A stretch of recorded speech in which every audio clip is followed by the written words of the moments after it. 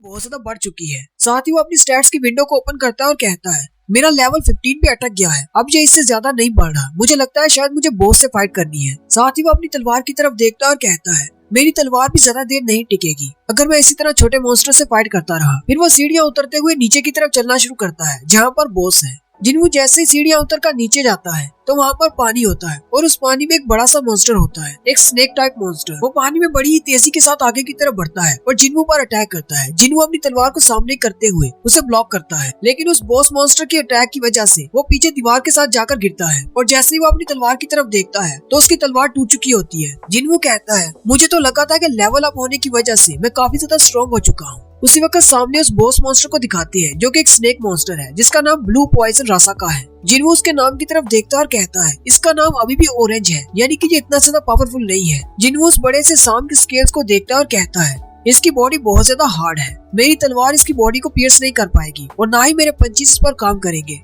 Boss आगे बढ़ता है और उस पर अटैक करता है। जिन्हों डॉज करते हुए उसकी बॉडी पर अपनी तलवार से अटैक करता है और कहता है मुझे बहुत ज्यादा पावर के साथ इस पर अटैक करना होगा ताकि मैं इसकी बॉडी के अंदर अपनी तलवार को धंसा सकूं। लेकिन उस सांप की बॉडी पर इसका कुछ भी असर नहीं होता। वो बड़ा सांप फिर से उसके पास से गुजरता है। जिन्हों फिर से अपनी तलवार उसकी बॉडी पर मारता है, लेकिन क्योंकि उस सांप के स्केल्स बहुत ज्यादा हार्ड है इसलिए जिन्हों की तलवार का उसकी बॉडी पर कोई भी असर नहीं होता। जिन्हों कहता है अगर इसकी बॉडी ने मुझे डायरेक्टली हिट किया तो मैं तो मर जाऊंगा। सांप की बॉडी क्योंकि बहुत ज्यादा लंबी है वो कभी इस तरफ से घूमता हुआ उसके पास से गुजरता है, कभी दूसरी तरफ से, जिसकी वजह से जिन्हों की बॉडी के साथ लगता है, जिससे जिन्हों बहुत ज्यादा जख्मी हो जाता है। जिन्हों जमीन पर गिर जाता है और रोते हुए कहता है मुझे लगा था कि मैं बहुत ज्यादा स्ट्रॉन्ग हो चुका हूँ, लेकिन मैं अभी बहुत ज्यादा कमजोर हूँ। लेकिन साथ ही वो फिर से अपनी टूटी हुई तलवार को उठा लेता है और कहता है आखिर मुझे कितना ज्यादा स्ट्रॉन्ग बनना होगा ताकि मैं अपने माजी से निकल सकूं जिसमें मुझे लोग वीकेस्ट हंटर कहते थे। आहिस्ता आहिस्ता सभी ने मुझे वीकेस्ट हंटर कहना शुरू कर दिया क्योंकि मैं वाकई में बहुत ज्यादा वीक था और मैं भी ये बात अच्छी तरह से जानता हूँ कि मैं कितना ज्यादा वीक हूँ। लेकिन उस दिन डंजन के दौरान जहाँ पर हमारा सामना स्टैचू मॉन्स्टर्स के साथ हुआ था वहाँ पर मैंने सभी के साथ अच्छा पेश आने की कोशिश की ताकि बाकी के हंटर्स जो कि स्ट्रॉन्ग हैं वो मेरी मदद कर सके। लेकिन वक्त आने पर वो सारे मुझे छोड़कर चले गए और आखिर में मुझे धोखा मिला। चाहे मैंने उन सब की जान बचाई थी, उन्होंने मेरा शुक्रिया अदा किया, लेकिन ये काफी नहीं था। जब उनके सामने उनसे भी ज्यादा ताकतवर मॉन्स्टर्स निकल आए तो वो लोग मुझे धोखा देकर वहाँ से भाग गए और आखिर बार सबसे स्ट्रॉन्ग की ही जीत होती है और कमजोर पीछे रह जाते हैं। इसलिए मुझे कमजोर बने नहीं रहना, मुझे स्ट्रॉन्ग बनना है। मैं इस डंजन में स्ट्रॉन्ग बनने के लिए आया था। साथ ही जिन्हों बार बार उस बड़े सांप पर अटैक किए जा रहा होता है और कहता है ये बॉस उन स्टैचू मॉन्स्टर के सामने कुछ भी नहीं। वहाँ पर मुझे जितना ज्यादा डर था यहाँ पर नहीं है। वो अपनी टूटी हुई तलवार से बार बार उसके स्केल्स पर अटैक करता है, लेकिन जब उसकी तलवार के अटैक्स बेफायदा हो जाते हैं वो स्नेक मॉन्स्टर की गर्दन के साथ लटक जाता है और कहता है मैंने अपने सारे स्टैट पॉइंट्स को अपनी स्ट्रेंथ में ऐड कर लिया है, मेरे पास फिजिकल स्ट्रेंथ है। साथ ही वो उसकी बॉडी को अपने हाथों की मदद से पिचकाना शुरू कर देता है और अपनी फुल पावर को इस्तेमाल करते हुए अपने दोनों हाथों को उसकी गर्दन में गड़ा देता है और उस सांप के मोटे स्केल्स भी उसको नहीं बचा पाते। वो उसके स्केल्स को इतना ज्यादा पिचका देता है कि वो बड़ा स्नेक खुद ही मर जाता है। नेक्स्ट सीन हॉस्पिटल का होता है। डॉक्टर रिसेप्शन वाली नर्स से पूछता है जिन्हों अभी तक वापस नहीं आया। नर्स उसे कहती है हाँ अभी तक नहीं आया। डॉक्टर उसे कहती है लेकिन वो सुबह के टाइम गया था और इस वक्त शाम हो चुकी है, वो अभी तक वापस क्यों नहीं आया। नर्स डॉक्टर से कहती है लेकिन वो तो ठीक हो चुका है, हम तो उसे कल डिस्चार्ज करने वाले हैं। डॉक्टर उसे कहता है हंटर्स के बारे में कुछ भी नहीं कहा जा सकता, इसीलिए हमें उन्हें हॉस्पिटल के अंदर ही रखना होगा। मैंने सुना है कि हाई क्लास के हंटर्स को बहुत ज्यादा पैसे मिलते हैं, लेकिन लो क्लास के हंटर्स को ज्यादा पैसे नहीं मिलते और वो अपनी जान को ऐसे जोखिम में डालते रहते हैं। पता नहीं आखिर वो इतना डेंजरस काम करते ही क्यों है। मुझे तो ये सोच कर ही डर लगता है। बास दफा हमारे पास कुछ ऐसे हंटर्स भी आते हैं जिनकी बॉडीज पूरी तरह से खराब हो चुकी होती है और वो बहुत ज्यादा जख्मी होते हैं। पता नहीं डंजन्स के अंदर वो किस तरह का काम करते हैं, क्योंकि आम लोग कभी डंजन्स के अंदर नहीं गए। क्योंकि हमारे हॉस्पिटल में जितने भी हंटर्स आते हैं वो पूरी तरह ब्लड में लिपटे होते हैं। हालांकि रोड एक्सीडेंट वाले पेशेंट्स भी उनकी तरह ज्यादा जख्मी नहीं होते। नर्स डॉक्टर से कहती है ये तो बहुत ही अमेजिंग है कि इतने ज्यादा हार्श कंडीशन के दौरान भी वो डंजन्स में से जिंदा वापस आ जाते हैं। डॉक्टर नर्स से कहते हैं ऐसी बात नहीं है, असल में हंटर्स में से जो सबसे ज्यादा वीक हंटर्स भी होते हैं वो भी आम इंसान से बहुत ज्यादा पावरफुल होते हैं। ऐसा कहना गलत नहीं कि वो खुद भी मॉन्स्टर्स हैं। दूसरी तरफ डंजन के अंदर उस बड़े से सांप को मारने के बाद जिनवू को बताया जाता है कि उसने 3 बार लेवल अप किया है। जिनवू मुझे देखकर हंसना शुरू कर देता है और उस सांप को मारकर उसके पास ही बैठा होता है और कहता है, मुझे लगता है कि मैं पहले से ज्यादा स्ट्रॉन्ग हो गया हूँ। बड़े सांप को मारने पर उसे इन्वेंट्री में 2 चीजें मिलती हैं। एक उसे डैगर मिलता है जिसकी स्पेशल पावर ये है कि वो किसी को भी कट करके उसे पैरालाइज कर सकता है, जबकि उसे एक पोशन मिलता है जो कि एक थैली में होता है। उसके अंदर उस सांप का वेनम होता है जिसको पीने से वो अपनी बॉडी को हार्ड कर सकता है। जिनवू कहता है, मेरे सारे कपड़े फट चुके हैं, मेरी तलवार टूट चुकी है, मेरी पूरी बॉडी जख्मों से कवर है, लेकिन मुझे एक नया डैगर मिल गया है जो कि मिस्टर किम की उस तलवार से ज्यादा बेहतर है। एक ऐसा डैगर जो कि हड्डी से नहीं बना बल्कि दांत से बना है, वो भी एक सांप के, और इसके अटैक स्टैट्स तो बहुत ही अच्छे हैं। मैं इससे किसी को भी पैरालाइज कर सकता हूँ या फिर ब्लीड इफेक्ट दे सकता हूँ। फिर वो अपनी उस थैली की तरफ देखता है और कहता है, पता नहीं इसका क्या इस्तेमाल है, लेकिन मैं इसे अपनी इन्वेंट्री में स्टोर कर लेता हूँ, कभी इसका इस्तेमाल कर लूंगा। साथ ही उसके पास एक और विंडो ओपन होती है जिसमें बताया जाता है कि तुमने डंजन के बॉस को हरा दिया है, इसलिए ये सारी डंजन खत्म होने वाली है, सब कुछ नॉर्मल हो जाएगा। और वो सब कुछ वहाँ से पिक्सेलेट होकर गायब हो जाता है और जिनवू हैपजंग स्टेशन पर ही खड़ा होता है। जिनवू जैसे सीढ़ियां चढ़कर बाहर निकलता है और कहता है, पता नहीं टाइम क्या हो गया होगा। उसी वक्त बाहर बारिश भी हो रही होती है। सामने से एक सोल्जर आता है और जिनवू से कहता है, तुम कौन हो और यहाँ पर कैसे आए, क्या तुमने न्यूज के बारे में नहीं सुना? जिनवू उसकी तरफ देखता है और कहता है, ये तो एक सोल्जर है। वो उससे पूछता है, क्या हुआ यहाँ पर? सोल्जर उसे कहता है, क्या तुमने नहीं सुना? लेकिन साथ ही वो जिनवू के हाथ में टूटी हुई तलवार देखता है। वो जिनवू से कहता है, क्या तुम एक हंटर हो? जिनवू से कहता है, हाँ मैं एक हंटर हूँ। सोल्जर उसे कहता है, सर हंटर प्लीज इस तरफ आइए। बाकी के सारे हंटर्स मॉन्स्टर के साथ इस तरफ फाइट कर रहे हैं। वहीं पर सड़क के इर्द गिर्द बहुत सारे मॉन्स्टर्स मरे पड़े होते हैं। जिनवू कहता है, मुझे लगता है शायद किसी गेट में से मॉन्स्टर निकले होंगे। सोल्जर जिनवू से कहता है, छोटे मॉन्स्टर्स को तो मार दिया गया है, लेकिन उनका बॉस मॉन्स्टर जो कि डंजन का बॉस था वो अभी भी बाहर है और कुछ हंटर्स उसे फाइट कर रहे हैं। जिनवू उस तरफ देखता है और कहता है, मेरी सेंसिबिलिटी बहुत ज्यादा बढ़ गई है, मुझे महसूस हो रहा है ये इस डंजन का बॉस है और वो बहुत ज्यादा पावरफुल है। एक बड़ा सा स्टोन मॉन्स्टर जो कि डंजन का बॉस है वो बाहर होता है और उससे बहुत सारे हंटर्स लड़ रहे होते हैं, जबकि नॉर्मल इंसान भी खड़े वहाँ पर देख रहे होते हैं। सोल्जर्स उनसे कह रहे होते हैं, पीछे रहिए, फोटोज लेने की जरूरत नहीं, यहाँ पर बहुत ज्यादा खतरा है। वो सारे लोग जो बातें कर रहे होते हैं, आखिर इन हंटर्स को कितना टाइम लगेगा इस मॉन्स्टर को मारने में, ये कर क्या रहे हैं, इस मॉन्स्टर को अभी तक मारा क्यों नहीं? वहीं पर एक हाई रैंक का हंटर होता है जिसका नाम टैंक होता है। दूसरा हंटर हीलर से कहता है, हीलर जल्दी से यहाँ पर आओ और टैंक को हील करो। हीलर उसे कहता है, हम लोग अपनी पूरी कोशिश कर रहे हैं, तुम लोग क्या कर रहे हो, जल्दी से इसे खत्म क्यों नहीं कर रहे? दूसरे हंटर्स उसे कहते हैं, हमारे पास ज्यादा मैजिशियंस नहीं है, हम इसको ज्यादा देर तक नहीं रोक पाएंगे। जिनवू भी उन आम लोगों में आकर खड़ा हो जाता है और ये सब कुछ देखने लग जाता है। जिनवू उन हंटर्स की तरफ देखता है और कहता है, इन हंटर्स के तो खुद ही रैंक बहुत ज्यादा लो है, 8 ई रैंक के हैं, जबकि एक ही डी रैंक का हंटर है, जबकि डी रैंक वाला भी टैंक है और वो सिर्फ उसको शील्ड कर सकता है, अटैक नहीं कर सकता। और हीलर्स, इनके पास सिर्फ 2 ही हीलर हैं। जिनवू की नजर जैसे ही दूसरे हीलर पर पड़ती है तो वहाँ पर मिस जूही होती है। एक लड़की उसे कह रही होती है, तुम यहाँ पर क्या कर रही हो, तुमने कहा था कि तुम एक बी रैंक की हीलर हो, जल्दी से यहाँ पर आओ और हमें हील करो। लेकिन जूही उन स्टैचू मॉन्स्टर्स के हादसे की वजह से अभी भी मेंटली ट्रॉमा में होती है और वो उन सबको हील नहीं कर पा रही होती। और यहीं पर हमारी एपिसोड 6 का एंड होता है। लेवल अप की एपिसोड 7 के साथ हाजिर हूँ। अभी तक जिसने मेरे चैनल को सब्सक्राइब नहीं किया, चैनल को सब्सक्राइब कर दे, वीडियो को लाइक और शेयर कर दे, शुक्रिया। एक स्टोन मॉन्स्टर एक डंजन में से बाहर आ जाता है जहाँ पर बहुत सारे हंटर्स उससे निपट रहे होते हैं, जिनमें 8 ई रैंक के हंटर्स होते हैं, जबकि एक ही डी रैंक का हंटर होता है और उनके पास 2 हीलर्स होते हैं, जिनमें से एक जूही होती है। जिनवू जूही की तरफ देखता है और कहता है, पूरा 1 हफ्ता हो चुका है हमें उस डंजन से बाहर निकले, लेकिन मुझे नहीं लगता कि अभी तक उस ट्रॉमा से बाहर निकली है, और ऐसा ही मेरे साथ भी है। लेकिन साथ ही जिनवू अपनी तलवार को ऊपर की तरफ उठाते हुए कहता है, नहीं मेरे साथ ऐसा नहीं है, मुझे स्ट्रॉन्ग बनना है, मुझे अपने उस डर को पीछे छोड़ना होगा। जिनवू अपना स्टैंस लेते हुए कहता है, ये वाला बॉस अभी जिस डंजन में जिस बॉस से लड़कर आ रहा हूँ उससे 1 रैंक लोअर है, यानी उससे ज्यादा पावरफुल है। अगर मैं इसे डिस्ट्रॉय नहीं कर सकता तो कम से कम मैं इसके डिफेंसेस को वीक कर सकता हूँ। फिर जिनवू अपनी पूरी पावर को इस्तेमाल करते हुए अपनी टूटी हुई तलवार के टुकड़े को उस बड़े से पत्थर के बॉस मॉन्स्टर की तरफ फेंकता है। जिनवू की तलवार उड़ती हुई इस बॉस मॉन्स्टर की तरफ जा रही होती है। उसी वक्त उस बॉस मॉन्स्टर के साथ फाइट करते हुए हंटर्स का सीन दिखाते हैं। वो हंटर्स कह रही होती हैं, अगर ऐसे ही चलता रहा तो हम सब लोग यहीं पर मारे जाएंगे, अगर कोई हाई रैंक का हंटर यहाँ पर नहीं आया। जबकि डी रैंक वाला टैंक भी उसको भी ब्लॉक करके खड़ा होता है। जूही उसे पीछे से हील कर रही होती है और उसे कहती है, अब तुम क्या करना चाहते हो, हमारा हीलिंग मैजिक भी खत्म होने वाला है। और उसी वक्त जिनवू की तलवार आकर उसके मुंह पर लगती है, जिससे वो स्टोन मॉन्स्टर टूटना शुरू हो जाता है। वो सारे कहते हैं, हमें लगता है कि हमारा अटैक काम कर रहा है, बस हमें थोड़ा सा और जोर लगाना है और ये मॉन्स्टर बिल्कुल खत्म हो जाएगा। और देखते ही देखते वो पत्थर का मॉन्स्टर नीचे गिर जाता है और टुकड़े टुकड़े हो जाता है। वो सारे हंटर खुश हो जाते हैं और कहते हैं, हमने इसको हरा दिया। डी रैंक वाला हंटर कहता है, थोड़ी देर पहले तो इस पर हमारा कोई भी अटैक काम नहीं कर रहा था, अभी अचानक इस पर हमारा अटैक काम कैसे कर गए? नहीं, ऐसी बात नहीं है, हमारे अटैक से इसको कुछ भी फर्क नहीं पड़ा। मुझे लगता है अभी इस पर किसी और ने अटैक किया है, जिसकी वजह से ये मॉन्स्टर गिर गया है। उसी वक्त उस मॉन्स्टर के टुकड़ों में उसे उस तलवार का टुकड़ा मिलता है जो कि जिन्वू ने उसकी तरफ फेंकी थी। टैंक कहता है आखिर ये कैसे हो सकता है, एक ऐसा स्टोन मॉन्स्टर जिसे 10 हंटर्स मिलकर भी नहीं हरा सके, अचानक एक छोटी सी तलवार ने उसको हरा दिया, वो भी सिर्फ एक ही हिट में। आखिर इस तलवार को यहाँ पर किसने फेंका होगा? वो क्राउड की तरफ देखता है और सोल्जर से पूछता है क्या तुमने देखा इस तलवार के टुकड़े को यहाँ पर किसने फेंका? वो सोल्जर टैंक से कहता है अभी मेरे साथ एक हंटर था, ये टूटी हुई तलवार उसके पास थी, लेकिन जिन्वू वहाँ से जा चुका होता है। सोल्जर टैंक से कहता है अभी थोड़ी देर पहले यहाँ पर एक हंटर था, लेकिन अब वो यहाँ पर नहीं है। टैंक सोचता है इसकी पावर तो बहुत ज्यादा है, क्या वो एक हाई रैंक का हंटर था जो छुपकर हमें देख रहा था? जबकि जिन्वू ये सोच रहा होता है मैंने तो ये सोचा ही नहीं था कि मेरी सिर्फ एक ही हिट से एक बॉस मॉन्स्टर गिर जाएगा, कहीं ऐसा तो नहीं वो बहुत ज्यादा कमजोर था। और साथ ही जिन्वू के स्टैट्स वाली विंडो दिखाती है जिसमें उसका लेवल 18 हो चुका है और उसकी स्ट्रेंथ 48% पर पहुंच चुकी है। नेक्स्ट सीन हॉस्पिटल के रूम का होता है।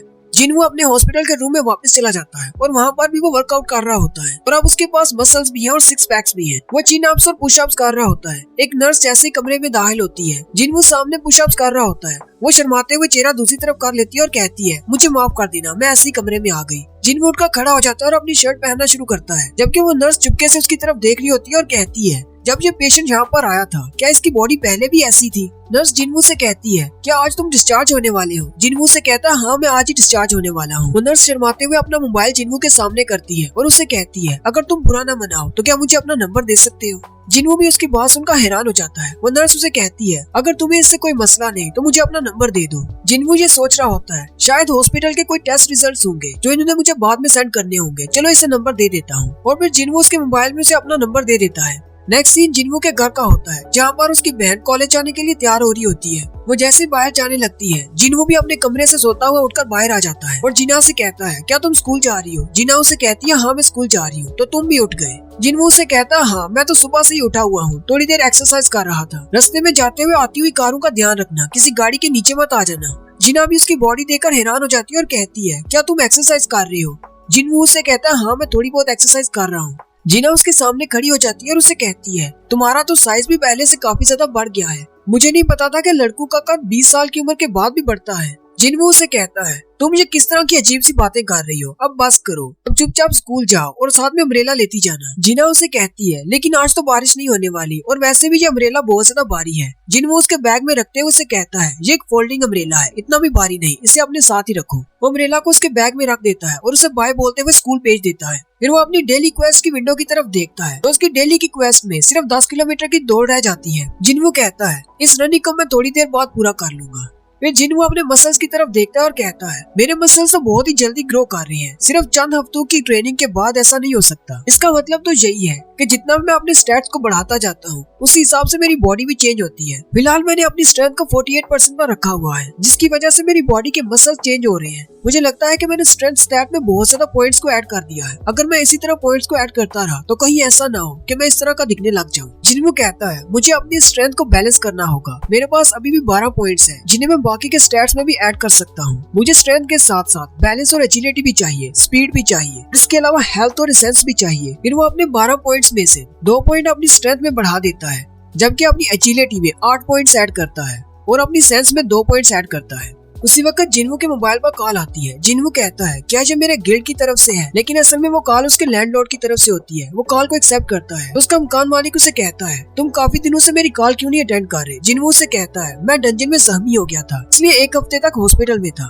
मकान मालिक उसे कहता है अच्छा ठीक है, मुझे पता है कि तुम अक्सर जख्मी होकर ही आते हो, मुझे ये बताओ कि तुमने इस मंथ का रेंट पे करना है या नहीं, या फिर मैं उसे ड्यू में डाल दूं, तुम नेक्स्ट मंथ दोगे? जिन्वू से कहता है नहीं, मैं कुछ करता हूँ, कोशिश करूंगा कि इसी महीने आपको पैसे ट्रांसफर कर दूं। कॉल कट करने के बाद जिन्वू कहता है अगर मुझे वाकई में डबल वेकनिंग मिली है तो मैं पहले से बहुत ज्यादा पैसे कमा सकता हूँ। अगर मैं इसी तरह अपनी बॉडी को एक्सरसाइज करता रहा तो बहुत ही जल्दी मैं एक टॉप रैंक हंटर बन जाऊंगा, क्योंकि हंटर्स मॉन्स्टर्स को मारते हैं और पैसा कमाते हैं। जितना आपका रैंक हाई होगा उतना ज्यादा आपके पास एक्सपीरियंस और पावर होगा और आप उतनी ही ज्यादा पावरफुल मॉन्स्टर्स को मार सकेंगे और उनके अंदर से उतनी ही ज्यादा पावरफुल मैजिकल कोर निकलेगी जो नॉर्मल से ज्यादा महंगी बिकती है और इससे आप ज्यादा पैसे कमा सकते हैं। लेकिन एक हाई रैंक के मॉन्स्टर को हराने के लिए हमें एक हाई रैंक की डंजन में दाखिल होना होगा। इसीलिए लो रैंक की डंजन जैसे कि ई रैंक और डी रैंक की डंजन होती है, वहाँ पर कंपटीशन बहुत ज्यादा होता है क्योंकि टॉप रैंक के हंटर्स बहुत ज्यादा कम है, लेकिन ई रैंक और डी रैंक के हंटर्स बहुत ज्यादा है। और हम जैसे ई रैंक के हंटर्स को तो कोई भी गिल्ड अपने गिल्ड में नहीं लेता, और अगर कोई अपने गिल्ड में ले भी लेता है तो उनके पास जॉब नहीं होती हमारे लायक। लेकिन अब जबकि मुझे डबल वेकनिंग मिल गई है तो क्या दुनिया को मुझे बताना चाहिए कि मैं भी एक ई रैंक का हंटर नहीं हूँ, बल्कि मैं एक स्ट्रॉन्ग हंटर हूँ। लेकिन अगर मैंने ऐसा किया और मैं दूसरी हाई रैंक की डंजन्स में जाना शुरू कर देता हूँ तो बाकी सारे लोगों को पता चल जाएगा कि मेरे पास डबल वेकनिंग है, और लोगों को तो इस तरह की बातें करने की आदत है, वो इस बात का बतंगड़ बना देंगे। हालांकि मैं ऐसा करने से अच्छे पैसे कमा सकता हूँ, बहुत ही जल्दी फेमस भी हो सकता हूँ, लेकिन कुछ बुरी नजरें मेरे ऊपर हमेशा लगी रहेंगी। लोग मेरे बारे में कहेंगे कि एक ऐसा हंटर है जिसे एक्सपीरियंस मिलता है और उसके पास कुछ गेम वाला सिस्टम है जिससे वो मॉन्स्टर्स को मारकर लेवल अप हो सकता है। मैं ऐसा भी नहीं होने दे सकता। मुझे अपनी डबल वेकनिंग को छुपा कर रखना होगा। जिन्हों अपना मोबाइल निकालता है और कहता है मुझे पहले थोड़े से पैसे कमाने होंगे, क्यों ना मैं पहले जाकर किसी अटैक फोर्स को ज्वाइन कर लूं। वो ऑनलाइन अप्लाई करता है और एक अटैक फोर्स में सिलेक्ट हो जाता है। अगले दिन वो एक कंस्ट्रक्शन साइट पर चला जाता है। एक अटैक फोर्स में टोटल 10 हंटर्स होते हैं, जिनमें से 5 का डी रैंक होना लाजमी है। जिन्हों जैसे ही वहाँ पर पहुँचता है, उस अटैक टीम का लीडर जिसका नाम डॉन सुक होता है वो उसे वेलकम कहता है। जिन्हों से अपना नाम और अपना रैंक बताता है कि मैं एक ई रैंक का हंटर हूँ। वहीं पर 2 और भी हंटर खड़े होते हैं जो कि उसे देखकर हंसना शुरू कर देते हैं और कहते हैं बॉस हमें इसके बारे में पता है, ये तो बहुत ही फेमस हंटर है।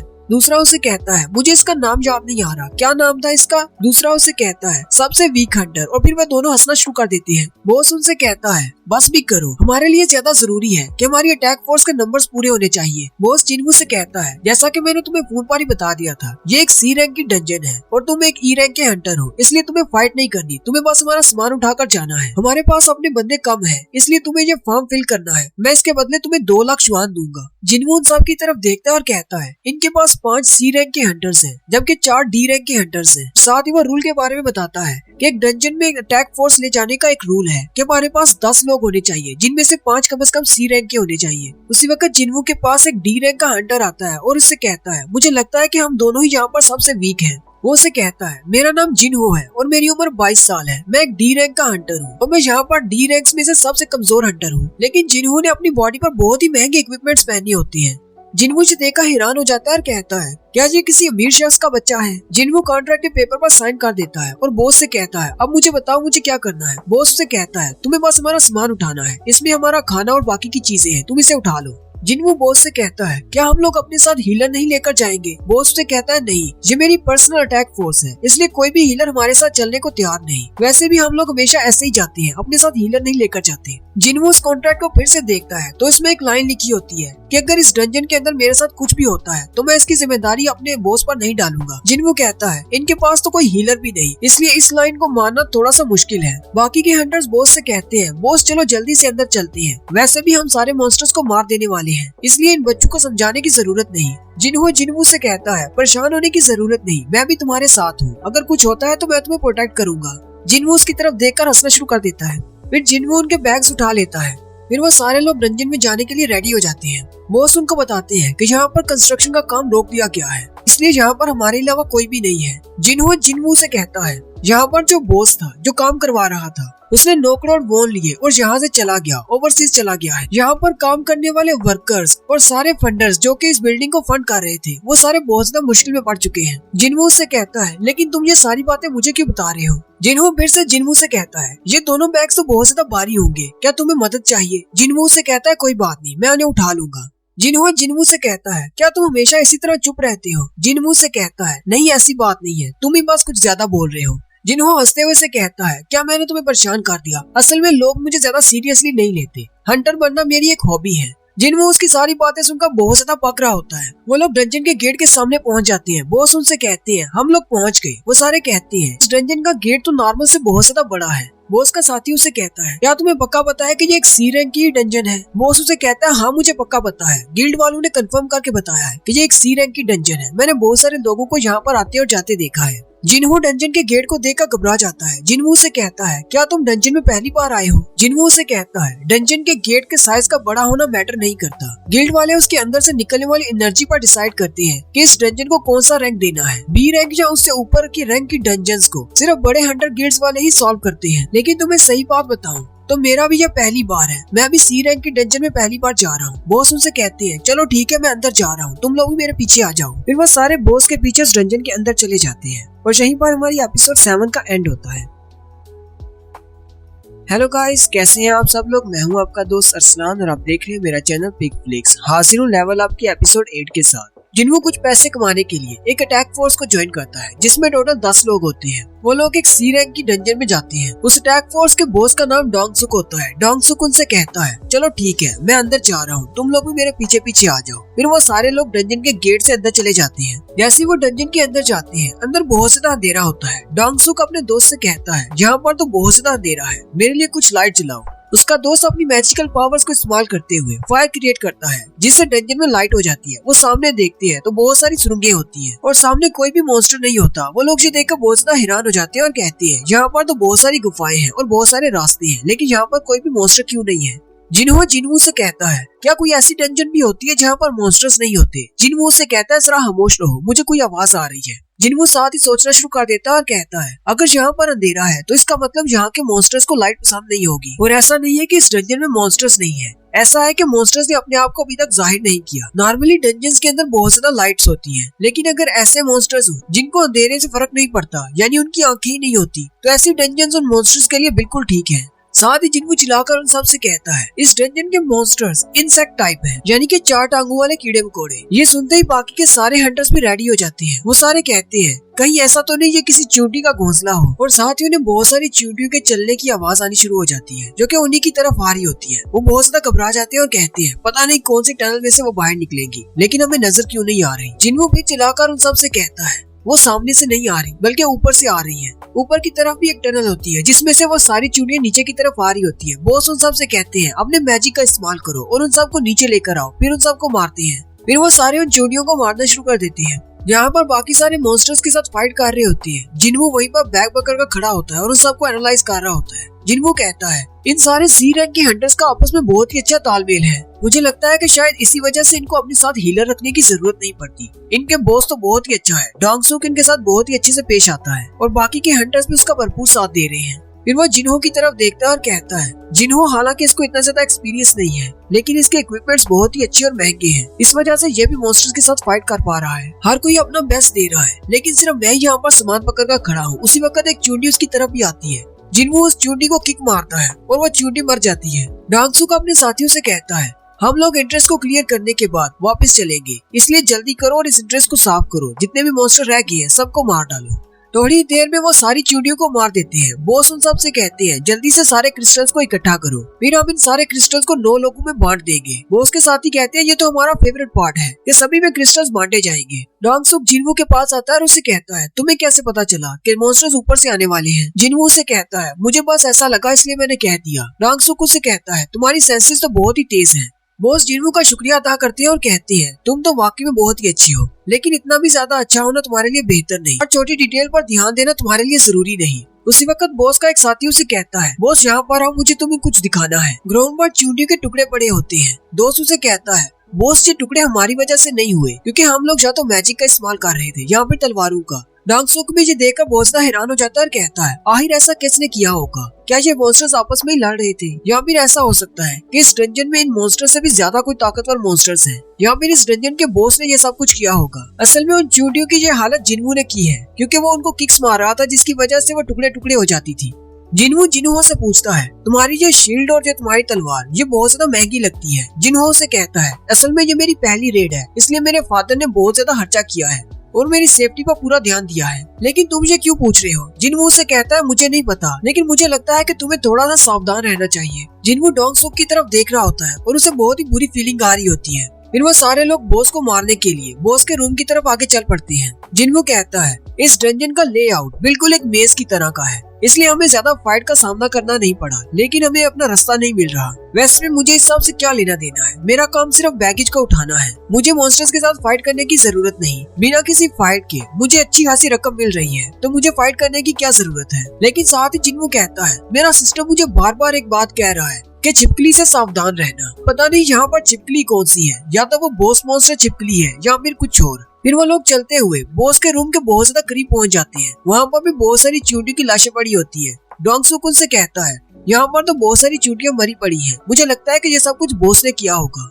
यहाँ पर कोई ना कोई बॉस तो जरूर होगा, इसीलिए तो डंजन का गेट अभी तक बंद नहीं हुआ। डोंग सुक दूसरे हंटर से कहता है, यहाँ पर जरा रोशनी करना। वो अपनी मैजिकल पावर को इस्तेमाल करते हुए वहाँ पर रोशनी करता है। जैसी रोशनी होती है वो सामने की तरफ देखते हैं तो बहुत बड़े बड़े जाले लगे होते हैं जिनमें चींटियां लिपटी होती है। इस डंजन का बॉस मॉन्स्टर एक मकड़ी होती है। उस मकड़ी ने पूरी टनल के अंदर जाले बिछा रखे होते हैं। डोंग सुक उनसे कहता है, हमें लगता है कि हम बॉस के रूम के बहुत ज्यादा करीब पहुंच चुके हैं, इस फाइट के लिए रेडी हो जाओ। फिर वो साथ ही उस टनल में चले जाते हैं। थोड़ा सा आगे जाने के बाद ही डोंग सुक उनसे कहता है, हमारे हाथ तो जैकपॉट लगा है। बॉस के रूम में बहुत सारे माना क्रिस्टल्स होते हैं। वो हंटर्स उन माना क्रिस्टल्स को देखकर कहते हैं, हालांकि इन माना क्रिस्टल्स की कीमत मैजिक क्रिस्टल से कम है, लेकिन फिर भी यहाँ पर बहुत सारे माना क्रिस्टल्स हैं। इनको बेचने पर काफी ज्यादा अच्छी रकम मिलेगी। डोंग सुक उनसे कहता है, मुझे लगता है कि 10 करोड़ वॉन तो मिल जाएंगे। बॉस का दूसरा दोस्त उसे कहता है, अगर तुम इतने ज्यादा पैसे एक ही दिन में कमा लोगे तो मुझे लगता है कि तुम्हारा छोटा भाई तो बहुत ज्यादा जेलस हो जाएगा। डोंग सुक के छोटे भाई का नाम डोंग सू है, जो कि इससे हायर रैंक का एक हंटर है,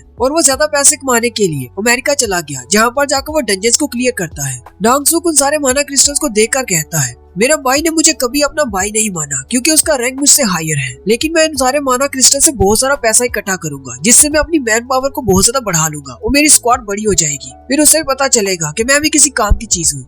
जिन्हों से कहता है, मुझे जरा अपना कॉन्ट्रैक्ट पेपर देना, मुझे चेक करना है। जिन्हों उसे अपना कॉन्ट्रैक्ट वाला पेपर देता है। उसे पढ़ने के बाद जिन्हों डोंग सुक से कहता है, सर मुझे आपसे कुछ बात करनी है। जिन्हों बॉस से कहता है, आपने इस कॉन्ट्रैक्ट में ऐसा कुछ भी मेंशन नहीं किया कि अगर क्रिस्टल्स के अलावा कुछ मिलता है तो हम लोग उसे इसको भी डिवाइड करेंगे, यानी कि इन सारे माना क्रिस्टल्स को जिन्हों के साथ डिवाइड नहीं किया जाएगा। यहाँ पर हो क्या रहा है, बॉस आपने ऐसा क्यों कहा कि इन सारे माना क्रिस्टल को सिर्फ 9 लोगों में तकसीम किया जाएगा, जिन्हों को क्यों नहीं दिया जाएगा? डोंग सुक हंसते हुए से कहता है, हाँ क्यों नहीं, वो तो मेरी जुबान फिसल गई थी, हम लोग इसके साथ भी बांटेंगे, लेकिन उससे पहले हमें एक और काम करना है। वो सब लोग ऊपर की तरफ देखते हैं तो ऊपर की तरफ एक बड़ा सा स्पाइडर मॉन्स्टर होता है, जो कि इस डंजन का बॉस है। डोंग सुक जिन्हों से कहता है, हमें इस बॉस को मारने से पहले इन सारे माना क्रिस्टल को यहाँ से निकालना होगा, क्योंकि अगर हमने एक बार बॉस को मार दिया तो डंजन का गेट बंद हो जाएगा और हम ये क्रिस्टल बाहर नहीं निकाल पाएंगे। लेकिन ये बात तो बहुत ही अच्छी है कि इस वक्त ये स्पाइडर मॉन्स्टर सो रहा है, क्योंकि इसने बहुत सारी चींटियां खा ली हैं। हमारे पास काफी टाइम है इन क्रिस्टल को यहाँ से निकालने के लिए। डोंग सुक अपने दोस्त से कहता है, क्या तुम वो सारे इक्विपमेंट साथ लेकर आए हो जो मैंने तुम्हें लाने के लिए कहा था? उसका दोस्त हंसते हुए से कहता है, नहीं मुझे याद नहीं रहा, वो बैग तो बाहर ही रह गया। माइनिंग का सारा सामान उसी बैग में था और वो बैग हमारी कार में पड़ा है डंजन के बाहर। डोंग सुक उससे कहता है, तुम तो बहुत बड़े गधे हो, मैंने तुमसे कहा था कि उस बैग को हमेशा अपने साथ डंजन में लेकर आया करो। फिर डोंग सुक जिन्हों और जिन्हों से कहता है, मुझे माफ कर देना, मेरा दोस्त बहुत ज्यादा गधा है, इसने वो बैग बाहर ही छोड़ दिया। क्या तुम दोनों यहाँ पर रहकर इस जगह को गार्ड करोगे? हम लोग वो बैग लेकर आते हैं। जिन्हों बॉस से कहता है, क्या तुम लोग सीरियस हो? तुम लोग हमें बॉस के रूम में यहाँ पर छोड़कर जाना चाहते हो? डोंग सुक उससे कहता है, कोई बात नहीं, डरने वाली क्या बात है, वो स्पाइडर मॉन्स्टर सो रहा है क्योंकि उसने बहुत ज्यादा क्यूटियों को खा लिया है, इसलिए मुझे नहीं लगता कि वो इतनी जल्दी उठेगा। हम लोग जल्दी से अपना सामान लेकर वापस आ जाएंगे। तुम्हें मेरे ऊपर भरोसा रखना होगा। तुमने कहा था कि ये तुम्हारी फर्स्ट रेड है और जिन्हों ने कहा था कि सी रैंक वाली डंजन में ये उसकी पहली रेड है। तुम दोनों को मेरे ऊपर भरोसा रखना चाहिए, सब कुछ ठीक रहेगा। अगर कुछ होना होता तो हो चुका होता, क्योंकि हम लोग कितनी ऊंची ऊंची आवाज में बात कर रहे हैं। वो स्पाइडर मॉन्स्टर अभी तक नहीं जगा और मुझे अपने बाकी के हंटर दोस्तों से भी बात करनी है। बाकी के हंटर्स भी उन दोनों से कहते हैं, हमें स्मोक करना है, इसलिए हम बॉस के रूम से बाहर जा रहे हैं, तुम लोग यहीं पर रुको। बॉस अपने बाकी के सारे मेंबर्स को लेकर उस गेट से बाहर निकल जाता है। जिन्हों कहता है, ये एक रूल है कि सी रैंक की डंजन में तुम लोग सिर्फ 10 लोगों को लेकर जा सकते हो। अगर तुम्हारे पास 10 लोग नहीं तो तुम लोग सी रैंक की डंजन में एंटर नहीं कर सकते। डोंग सुक के पास अपने 8 मेंबर्स हैं, जबकि मैं और जिन्हों हम दोनों एक्स्ट्रा हैं। जैसे डोंग सुक अपने साथियों के साथ बाहर निकलता है, वो अपने दोस्त से कहता है, रूम की एंट्रेंस को ब्लॉक कर दो। वो अपनी मैजिकल पावर्स को इस्तेमाल करते हुए दरवाजे की एंट्रेंस को बंद कर देते हैं, जिससे जिन्हों और जिन्हों दोनों ही बॉस के साथ कमरे के अंदर बंद हो जाते हैं। जैसे दरवाजा ब्लॉक होता है, जिन्हों कहता है, तो अब मुझे समझ आई कि मेरा सिस्टम मुझे बार बार ये क्यों कह रहा था कि छिपकली से सावधान रहना। वो छिपकली कोई मॉन्स्टर नहीं बल्कि ये हंटर्स थे। कुछ अर्सा पहले जिन्वू एक साथी के साथ डंजन के अंदर गया था, जहाँ पर उस शख्स ने जिन्वू को इस बारे में बताया था। बाज़ दफा ऐसे होता है कि कुछ हंटर्स छिपकलियों की तरह के होते हैं, क्योंकि डंजन्स के अंदर एक्सीडेंट्स होते रहते हैं। अगर कोई हंटर इन डंजन्स के अंदर मर जाता है तो किसी को कुछ फर्क नहीं पड़ता, क्योंकि सबको पता है कि यहाँ पर मॉन्स्टर्स होते हैं और हम लोगों का काम बहुत ज्यादा खतरनाक है। कोई भी किसी पर ब्लेम नहीं डाल सकता। बाहर जाकर उन्होंने सिर्फ इतना कहना है कि मॉन्स्टर्स के हाथों हमारा एक साथी मारा गया। हंटर्स को कोई भी रोकने वाला नहीं है। अगर तुम कमजोर हो तो तुम्हें आसानी से फेंका जा सकता है, ताकि तुम्हें तुम्हारा हिस्सा न दिया जाए। कुछ बहुत ही लालची हंटर्स ऐसा करते हैं, अपने कमजोर साथियों को डंजन के अंदर ही मारकर फेंक देते हैं, ताकि उनके हिस्से को भी हड़प किया जा सके। बिल्कुल एक छिपकली की तरह, जैसे उसकी टेल को काट दिया जाए तो वो फिर से उगाती है। जिन्हू बहुत ज्यादा घबरा जाता है और जिन्हू से कहता है, अब हम लोग क्या करेंगे? उन्होंने तो दरवाजे को बंद कर दिया है। वो लोग हमें माना क्रिस्टल्स के लिए मारना चाहते हैं, हम दोनों को मारना चाहते हैं। जिन्हू सोच रहा होता है, अब मैं इन लोगों को रोक भी नहीं सकता, क्योंकि हम पहले ही उनके जाल में फंस चुके हैं। और अगर मैं उनको रोकने की कोशिश भी करता हूँ और हम दोनों इस रास्ते को खोलकर बाहर निकल भी जाते हैं, तो वो लोग बाहर हमारा इंतजार कर रहे होंगे। वो कभी भी हमें बाहर नहीं जाने देंगे। जिन्हू आगे बढ़ता है और दरवाजे के पास जाकर देखता है और कहता है, यहाँ पर तो पत्थरों से रास्ता ब्लॉक हो गया है, लेकिन मैं इन पत्थरों को हटा सकता हूँ। असल मसला ये नहीं है, असल मसला तो वो स्पाइडर मॉन्स्टर है, जो कि ब्लास्ट की वजह से जाग गया है। और उसी वक्त दिखाते हैं वो स्पाइडर मॉन्स्टर भी उनकी तरफ आगे बढ़ना शुरू करता है। डंजन के बाहर का सीन दिखाते हैं। डोंगसुक अपने साथियों के साथ डंजन से बाहर निकल आता है। उसके साथियों से कहते हैं, अपने सारे रास्ते को याद कर लिया है, हमारे लिए वापस जाकर माना क्रिस्टल को लाना ज्यादा मुश्किल नहीं होगा। एक हंटर डोंगसुक से कहता है, लेकिन हमें तो उन दोनों को वहीं पर मार देना चाहिए था और माना क्रिस्टल लेकर यहाँ पर आ जाते। डोंगसुक उसे कहता है, क्या तुम कोई बेवकूफ हो? अगर हम उन दोनों को वहीं पर मारने की कोशिश करते तो वहाँ पर बहुत ज्यादा शोर होता, जिसकी वजह से वो स्पाइडर डीमन जाग जाता और हम लोग वहाँ से माना क्रिस्टल नहीं निकाल पाते। ई रैंक के हंटर और डी रैंक के हंटर, जिसके पास कोई भी एक्सपीरियंस नहीं है, वो दोनों मिलकर भी उस बॉस को नहीं हरा पाएंगे। और जब वो स्पाइडर डीमन उन दोनों को खा जाएगा तो वो वापस नींद में चला जाएगा और उसके बाद हम सब लोग डंजन में वापस जाएंगे और जाकर उन सारे माना क्रिस्टल्स को निकाल लाएंगे। और अगर वो बॉस उन दोनों को खाने के बाद सोता नहीं है तो हम लोग वापस जाएंगे और उस स्पाइडर डीमन को मारने के बाद जितने माना क्रिस्टल्स मिलेंगे वो सारे माना क्रिस्टल ले आएंगे। इसके अलावा उस लड़के जिन्हू ने अपनी बॉडी पर बहुत ही महंगे इक्विपमेंट्स पहने हुए थे। माना क्रिस्टल से ज्यादा महंगे तो उसके इक्विपमेंट्स बिक जाएंगे। हम लोग उसके इक्विपमेंट्स भी साथ ले आएंगे। इसमें हमें तो फायदा ही फायदा है। और साथ ही डोंगसुक अपना मोबाइल निकालता है और कहता है, चलो उसके बारे में रिसर्च करते हैं, वो किसका बेटा है। आखिर हम लोग उसके फ्यूनरल पर तो जा ही सकते हैं। और यहीं पर हमारी एपिसोड 8 का एंड होता है। हेलो गाइस, कैसे हैं आप सब लोग? सोलो लेवलिंग की एपिसोड 9 के साथ हाजिर हूँ। डोंगसुक अपना मोबाइल लेकर बैठ जाता है और इंटरनेट पर जिन्हू के बारे में रिसर्च करता है। ग्यूवन डोंगसुक से कहता है, एंट्रेंस को बंद करने के लिए हमने काफी बड़ा धमाका किया था, मुझे लगता है कि बॉस जाग गया होगा। डोंगसुक उससे पूछता है, क्या तुम्हें लगता है कि तुम बॉस को हरा सकते हो? ग्यूवन उसे कहता है, नहीं, मुझ में इतना कॉन्फिडेंस नहीं है।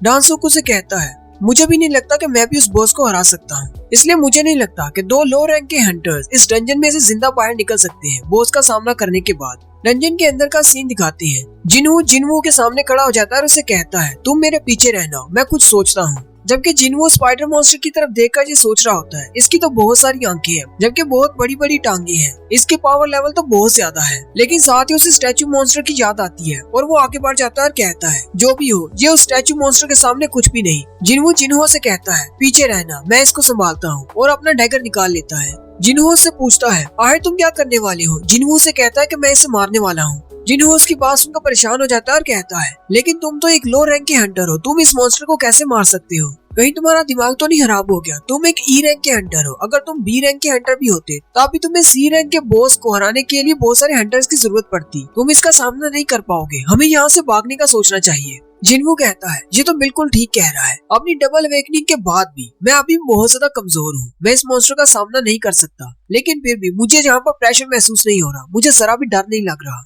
इंस्टेंट डंजन के अंदर जिस बड़े से सांप का मैंने मुकाबला किया था वो शायद ई रैंक का बॉस था, और उसके बाद डंजन से बाहर आने के बाद वो स्टोन मॉन्स्टर जो कि शहर पर हमला कर रहा था वो शायद डी रैंक का बॉस था। उन दोनों के मुकाबले में स्पाइडर मॉन्स्टर की पावर तो बहुत ज्यादा है। उसी वक्त वो स्पाइडर मॉन्स्टर आगे बढ़ता है और जिन्हू पर अटैक करता है। जिन्हू भी अपने ब्लेड की मदद से इस पर अटैक करता है। जिन्हू कहता है, ये ब्लेड तो बहुत ही अच्छा है, पहले वाली तलवार के मुकाबले में बहुत ज्यादा अच्छा। फिर जिन्हू और स्पाइडर मॉन्स्टर फिर से फाइट करना शुरू कर देते हैं, जबकि जिन्हू दूर खड़ा ये सब कुछ देख रहा होता है और बहुत ज्यादा घबरा जाता है और कहता है, आखिर ये कैसे हो सकता है? ये ई रैंक का हंटर नहीं हो सकता। जिन्हू स्पाइडर मॉन्स्टर की टांगों पर अपने डैगर से अटैक करता है, लेकिन उसकी स्किन बहुत ज्यादा मोटी होती है। जिन्हू कहता है, इसकी स्किन तो बहुत ज्यादा हार्ड है, मुझे बहुत ज्यादा डीप अटैक करना होगा ताकि मेरा डैगर इसकी स्किन के अंदर दन सके। ये तो मुझे कोई ब्लाइंड स्पॉट्स भी नहीं दे रहा। इसकी 8 टांगे हैं जो कि बहुत ज्यादा पावरफुल है। ये तो डंजन के फर्श को भी तोड़ता जा रहा है। इसका हर अटैक बहुत ज्यादा पावरफुल है। मुझे उसके पैरों के अटैक से बचते हुए इस वक्त पहुंचना होगा। जिन्हों उसकी तरफ देखकर बहुत ज्यादा घबरा जाता है और कहता है ये एक ई रैंक का हंटर हो ही नहीं सकता। ये एक ई रैंक का हंटर कैसे हो सकता है? लेकिन इसने हंटर गिल्ड में अपने जो फॉर्म्स जमा करवाए थे उसमें इसने बताया कि ये एक ई रैंक हंटर है, लेकिन इसकी मूवमेंट्स तो बहुत ज्यादा फास्ट है। एक ई रैंक का हंटर इतना ज्यादा फास्ट और पावरफुल नहीं हो सकता। कहीं ये एक फॉल्स रैंकर तो नहीं? और यहीं पर फॉल्स रैंकर की हिस्ट्री बताई जाती है कि फॉल्स रैंकर ऐसे हंटर होते हैं जो कि अपनी मैजिकल पावर्स को कंट्रोल कर सकते हैं और अपनी मर्जी से अपने रैंक्स को कम या ज्यादा शो कर सकते हैं। और ज्यादातर फॉल्स रैंकर्स ऐसे ही होते हैं जिनका हंटर रैंक बहुत ज्यादा होता है, लेकिन वो अपने आप को लो रैंक का शो करवाते हैं। लेकिन मसला ये है कि ऐसे फॉल्स रैंकर्स साइकोपैथ्स होते हैं जो कि किसी को भी मारना अपनी हॉबी समझते हैं। साइकोपैथ का सोचकारी जिन्हों बहुत ज्यादा घबरा जाता है। जिन्हों वहीं जमीन पर गिर जाता है और कहता है आखिर मैं इस डंजन में आया ही क्यों, और साथ ही वो रोना शुरू कर देता है। जिन्हों उस मॉन्स्टर के साथ फाइट कर रहा होता है और कहता है मैं काफी देर से इस बॉस के साथ फाइट कर रहा हूँ। शायद मुझे फाइट करते हुए 5 मिनट हो गए हैं, नहीं 10 मिनट हो गए हैं। शायद इसी वजह से मेरा स्टेमिना लो होता जा रहा है, लेकिन इस बॉस मॉन्स्टर को मैंने ज्यादा डैमेज नहीं पहुंचाया। अगर इसी तरह मेरा स्टेमिना कम होता गया तो मेरी स्पीड बहुत ज्यादा कम हो जाएगी और फिर मैं इस बॉस को हरा नहीं पाऊंगा। मुझे इस फाइट को ज्यादा लंबा नहीं खींचना होगा, मुझे जल्दी से इस फाइट को एंड करना है। अब मुझे अपने डैगर की स्पेशल एबिलिटी को इस्तेमाल करना होगा। संग जिन वो थोड़ा सा पीछे हटकर स्टैंस लेता है और कहता है इन मॉन्स्टर्स का सर इनका सबसे वीक पॉइंट होता है और सर के ऊपर इनकी आंखें और भी ज्यादा वीक पॉइंट होते हैं। लेकिन जैसे वो अटैक करने के लिए आगे बढ़ने लगता है वो स्पाइडर अपने मुंह से तेजाब फेंकता है। जिन्हों जल्दी से जंप करते हुए उसके अटैक से बचता है और कहता है इसके पास भी अपना ट्रम्प कार्ड है, ये तो एसिड फेंक सकता है। अगर ये इसी तरह मेरे ऊपर अटैक करता रहा मेरा स्टेमिना बिल्कुल खत्म हो जाएगा और मैं कुछ भी नहीं कर पाऊंगा। जिन्हों अपनी स्प्रिंट एबिलिटी को इस्तेमाल करते हुए अपनी स्पीड को बढ़ाता है और कहता है मुझे इसके बहुत ज्यादा करीब होना होगा, अपनी मूवमेंट्स को तेज करते हुए इस पर अटैक करना होगा। स्प्रिंट की एबिलिटी को इस्तेमाल करने से उसकी स्पीड 30% बढ़ जाती है। जिन्हों भी ये देखकर बहुत ज्यादा हैरान हो जाता है और कहता है अचानक इसकी स्पीड इतनी ज्यादा कैसे बढ़ गई। जिन्हों बड़ी ही तेजी के साथ उस स्पाइडर मॉन्स्टर के ऊपर जाकर अटैक करता है और अपने डैगर के पैरालिसिस इफेक्ट को एक्टिवेट करता है। लेकिन वो स्पाइडर मॉन्स्टर बहुत ज्यादा पावरफुल होता है जिसकी वजह से जिन्हों के डैगर का पैरालिसिस इफेक्ट कैंसिल हो जाता है। जिन्हों कहता है मुझे इसे जल्दी से जल्दी खत्म करना है, लेकिन मुझे कोई मौका नहीं मिल रहा। वो अपनी स्पीड को और भी ज्यादा बढ़ाता है। जिन्हों कहता है ये तो पहले से भी ज्यादा तेज हो गया है, लेकिन अगर ऐसे ही चलता रहा तो इसका स्टेमिना खत्म हो जाएगा। इसके बाद ये क्या करेगा? जिन्हों भागते हुए फिर से उस पर अटैक करता है, लेकिन स्पाइडर मॉन्स्टर अपनी टांग से उस पर अटैक करता है जिससे वो दूर जाकर गिरता है। जिन्हों नीचे गिर जाता है। जैसे स्पाइडर मॉन्स्टर अपनी टांग से उस पर अटैक करने लगता है जिन्हों अपनी गेम के सिस्टम के अंदर जाता है और स्टेटस रिकवरी को एक्टिवेट करता है जिससे उसकी सारी पावर वापस आ जाती है और वो जंप करता हुआ सीधा स्पाइडर मॉन्स्टर के ऊपर चला जाता है और उसकी आंख में अपना डैगर मारता है। जिन्हों का डैगर उसकी आंख के अंदर धंस जाता है जिसकी वजह से पैरालिसिस इफेक्ट एक्टिवेट हो जाता है और साथ ही उसका ब्लीड इफेक्ट भी शुरू हो जाता है। उसके पास एक विंडो ओपन होती है जिसमें उसे बताया जाता है कि दोनों इफेक्ट्स एक्टिवेट हो चुके हैं। अब तुम्हारा दुश्मन हर सेकंड में 1% एनर्जी लूज करता जाएगा। और साथ ही जिन्हों अपने डैगर से उस पर और भी ज्यादा अटैक करता है और थोड़ी देर के बाद उसके पास विंडो ओपन होती है जिसमें उसे कहा जाता है कि तुमने डंजन बॉस को मार दिया है। डंजन के बॉस को मारने के बाद उसके पास 3 विंडोज ओपन होती है जिसमें उसे 3 बार लेवल अप कहा जाता है। जिन्हों एक लंबा सांस लेता है और कहता है चलो शुक्र है मैंने अपना डेली का रिवार्ड नहीं लिया था, स्टेटस रिकवरी वाला। अगर मैं उसे पहले इस्तेमाल कर लेता तो पता नहीं यहाँ पर क्या होता।